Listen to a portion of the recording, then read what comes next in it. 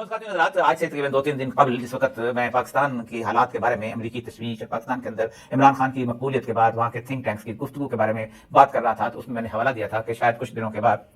امریکہ کی جو سب committee congressional committee ہے ساؤتھ ایشیا اور سینٹرل ایشیا اور مڈل ایسٹ کی ہے، وہ کمیٹی جو ہے اس کے اندر ایک میٹنگ کرنے والی ہے، ایک پروسیڈنگ کا آغاز کرنے والی ہے پاکستان کے الیکشنز کے بعد کی صورتحال کے اندر، اور اس میں ڈونلڈ لو کو بلایا جانا جو ہے وہ ایک آبویس بات ہو گئی ہے، کیونکہ یہ اس وقت کانگریس میں تھا۔ اب اس وقت یہ بات جو ہے واضح ہو چکی ہے اور 20 تاریخ مقرر ہو گئی ہے، لیکن اس وقت گفتگو کرتے کرتے میں نے پاکستان کی جو رجیم چینج کے بارے میں نے ایک ریسرچ آرٹیکل کا حوالہ دیا تھا جو کہ 20 مارچ 2022 کو چھپا تھا، اور یہ ریسرچ آرٹیکل جو ہے یہ ایک بہت بڑی خبر رساں ایجنسی جو ہے اس نے چھاپا ہے، جو کہ ایسوسیٹڈ ایجنسی فرانس پریسی جو ہے اس کے ساتھ APP جو ہے، ٹھیک ہے، اس کے ساتھ اور ہمارے ایسوسیٹڈ پریس پاکستان کے ساتھ بھی یہ ایجنسی جو ہے یہ اپنا وابستہ ہے، اور اس کی جو ریسرچ بڑی خاصی ہیوی ریسرچ رپورٹ ہے کہ عمران خان کو کیوں نکالا جا رہا ہے۔ اس وقت تک عمران خان کو نکالا نہیں گیا تھا، عمران خان کے پاس ٹیبل ہو چکی ہوئی تھی، 7 مارچ کا علاوہ ساری صورت پیش آ گئی تھی۔ میں اس کی رپورٹ اس کی چند ایک چیزیں آپ کے سامنے پڑھتا ہوں جو اس وقت بتا رہی ہے کہ یہ وجہ کیا بنی۔ اب سب سے پہلے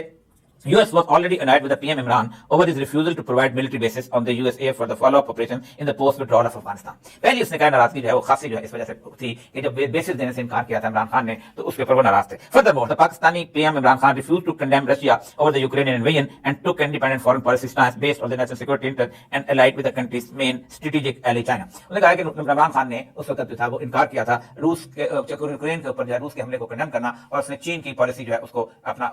اس کا ساتھ دیا تھا۔ دوسری ہے کہ Pakistan resolution Imran Khan further abstained from the UN General Assembly resolution sponsored by the US against Russia۔ یہ بھی ہم نے بتا دیا کہ انہوں نے رشیا کے اگینسٹ گئے نہیں تھے، ابسٹین کر دیا تھا، اور ابسٹین بھی ویسے کوئی اتنی بڑی بات نہیں تھا، فورن آفس کے پریشر نے کیا ہوگا، کیونکہ کہتے ہیں کہ جہاں وار اور پیس کا معاملہ آ جائے تو یونائیٹڈ نیشن کی رولنگ یہ کہتی ہے کہ اف یو ابسٹین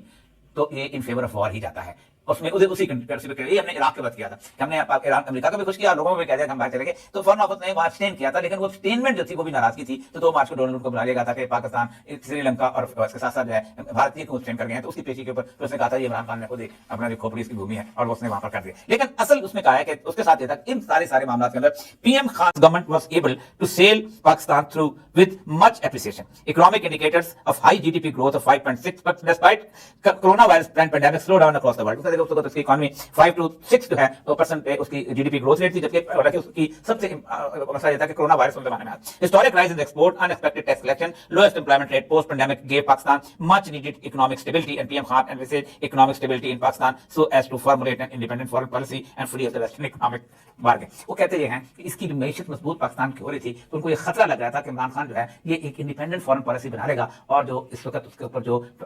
دباؤ ہے امریکہ کا اور یورپین نیشن کا وہ دباؤ جو ہے وہ کم ہو جائے۔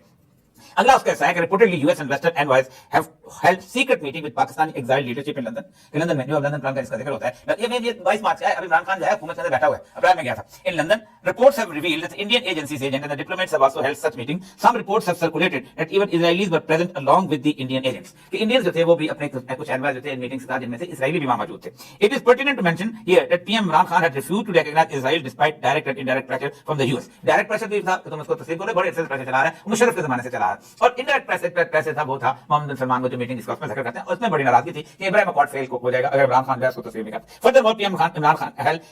a bold stance against Israeli aggression۔ Pristine bold stance دیا تھا اور اس پہ گفتگو کی تھی۔ پھر اس کا اس کی یونیورسٹی اس کی یونائیٹڈ نیشن کی تقریریں ہیں وہ بھی بڑی خوفناک ان کو لگتی تھی کہ یہ تو بہت بولڈ بولتا ہے، اسلام کو بھی بولا، اور بھی اس طرح کشمیر ایشو پہ۔